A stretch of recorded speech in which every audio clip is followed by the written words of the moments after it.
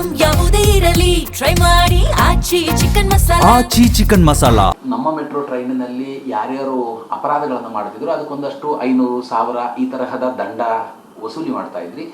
ಈಗ ಹೊಸ ಒಂದು ರೂಲ್ಸ್ನಲ್ಲಿ ಎಷ್ಟು ದಂಡವನ್ನು ವಸೂಲಿ ಮಾಡ್ತೀರಾ ಸರ್? ಈಗ ಏನೇನಕ್ಕೆ ಅಂತ ಇವಾಗ ಜನ್ ವಿಶ್ವಾಸ್ ಅಮೆಂಡ್ಮೆಂಟ್ ಆಫ್ ಪ್ರಾವಿಷನ್ಸ್ ಬಿಲ್ಲಲ್ಲಿ ನಮ್ಮ ಮೆಟ್ರೋ ಆ್ಯಕ್ಟ್ಗೆ ಒಂದಷ್ಟು ಸೆಕ್ಷನ್ಗಳಿಗೆ ಅದನ್ನು ಕೂಡ ಅವರು ಸ್ವಲ್ಪ ಬದಲಾವಣೆ ಮಾಡಿದ್ದಾರೆ. ಇದು ಆಲ್ರೆಡಿ ನಮ್ಮ ಮಿನಿಸ್ಟ್ರಿ ಆಫ್ ಅದನ್ನು effective date of 19th of June ಅಂತ ಕೊಟ್ಟಿದ್ದಾರೆ. ಇದರಲ್ಲಿ ಮೇಜರ್ ಒಂದು ನಮ್ಮ section 59 drunkenness and causing nuisance in metro railway. ಅಂದರೆ ಇವಾಗ ಜನರು ಇನ್ನೊಬ್ಬರಿಗೆ ತೊಂದರೆ ಮಾಡಿದ್ರೆ, ಅಂದರೆ ನೀವು ಸಹ ಪ್ರಾಣಿಗಳಿಗೆ ಅದರ ತೊಂದರೆ ಆಗ್ತಾಯಿದೆ, ಇಲ್ಲ ನೀವು ನಮ್ಮ ಊಟ ತಿಂಡಿ ಈ ಥರದ್ದೆಲ್ಲ ಏನಾರು ಇದ್ದರೆ, ಸೊ ಹಾಗಾಗಿ ಅದೇನಾಗ್ತಿದೆ, ನೀವು ಮೊದಲು 500 ರೂಪಾಯಿ ಇತ್ತು, ಇವಾಗ ಅದು 2,000 ರೂಪಾಯಿ 2,500 ರೂಪಾಯಿ ಮಾಡಿದ್ದಾರೆ. ಸೊ ಇದೇ ಥರ ಬೇರೆ ಬೇರೆ ಸೆಕ್ಷನ್ಸ್ ಇದ್ದಾವೆ. ಅದರಲ್ಲೂ ಕೂಡ ಅವರು 60 ಅಂದರೆ ಸೆಕ್ಷನ್ 60 ನೀವು ಯಾವ್ದಾರ ಏನು ಅಫೆನ್ಸಿವ್ ಮೆಟೀರಿಯಲ್ಸ್ ಯಾವ್ದಾರ ಕ್ಯಾರಿ ಮಾಡಿದ್ರೆ ಅದಕ್ಕೂ ಮೊದಲು ನಾವು ಸುಮಾರು 500 ರೂಪಾಯಿ ಫೈನ್ ಇತ್ತು, ಇವಾಗ ಅದನ್ನು ಕೂಡ 2,500 ರೂಪಾಯಿ ಮಾಡಿದ್ದಾರೆ.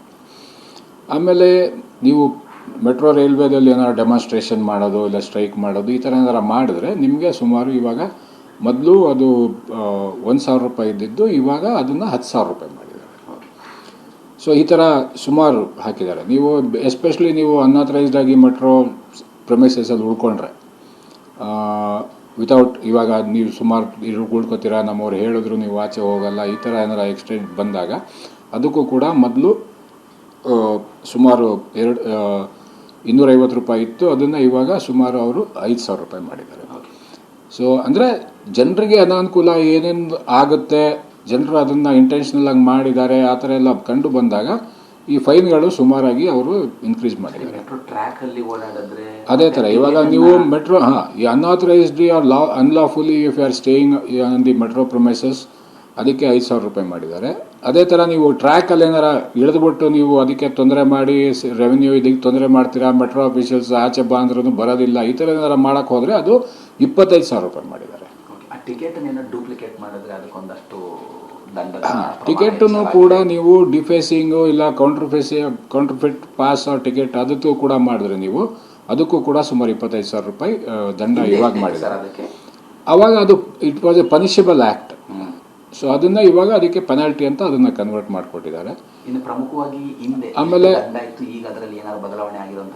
ಆಮೇಲೆ ಇವಾಗ ನೀವು ಡಿಫೇಸಿಂಗ್ ದಿ ಪಬ್ಲಿಕ್ ನೋಟಿಸ್, ನಾವು ಇವಾಗ ಯಾರ ನಮ್ಮ ಕಮ್ಯೂನಿಟರ್ಸ್ಗೆ ಏನಾರು ಒಂದು ಮಾಹಿತಿ ಅಂತ ನೋಟಿಸ್ ಅಂತ ನಾವೇನೋ ಅಂಟಿಸಿರ್ತೀವಿ, ಅದನ್ನು ಬೇರೆಯವ್ರು ಯಾರು ಬಂದು ಅದರಲ್ಲಿ ಆಲ್ಟ್ರೇಷನ್ ಮಾಡೋದು ಇಲ್ಲ ಅದರಲ್ಲಿರೋಂಥ ಫಿಗರ್ಗಳು ಚೇಂಜ್ ಮಾಡೋದು ಏನಾರು ಮಾಡಿದ್ರೆ ಅದಕ್ಕೂ ಕೂಡ ಮೊದಲು ಅವ್ರಿಗೆ 250 ರೂಪಾಯಿ ಫೈನ್ ಇತ್ತು, ಅದು ಕೂಡ ಇವಾಗ ಸುಮಾರು 25,000 ರೂಪಾಯಿ ಮಾಡಿದ್ದಾರೆ.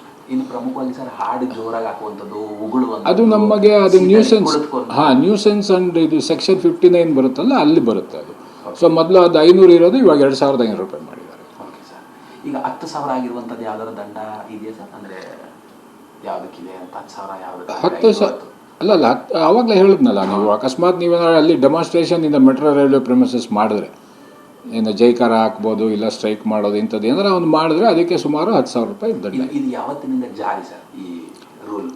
ಅಲ್ಲ ಇವಾಗ ಜಾರಿ ಅಂದರೆ ಇವಾಗ ನಮ್ಮ ಆಲ್ರೆಡಿ MOHಗೆ ಮೆಟ್ರೋ ಆ್ಯಕ್ಟ್ಗೆ ಅದು ಎಫೆಕ್ಟಿವ್ ಡೇಟ್ ತಂದಿರೋದು 19 ಜೂನಿಂದ. ಸೊ ಹಾಗಾಗಿ ಅದು 19 ಜೂನಿನಿಂದ ನಾವು ಅದನ್ನು ಇಂಪ್ಲಿಮೆಂಟ್ ಮಾಡುತ್ತೆ. 19 ಇಂಪ್ಲಿಮೆಂಟ್ ಆಗೋಗಿದೆ ಸರ್. ಅಂದರೆ it's already there in the act, it is implemented with effective from 19th of June. ಇನ್ನು ಮುಂದೆ ಯಾರಾದರೂ ಇಂತಹ ಅಂದರೆ ತಾವು ಹೇಳಿದಂತಹ ಅಪರಾಧಗಳನ್ನು ಮಾಡಿದ್ರೆ ಅವ್ರ ಮೇಲೆ 5,000, 2,500, 25,000 ಕೂಡ ದಂಡ ಹಾಕುವಂಥ ಸಾಧ್ಯತೆ ಇದೆ. ಹೌದು.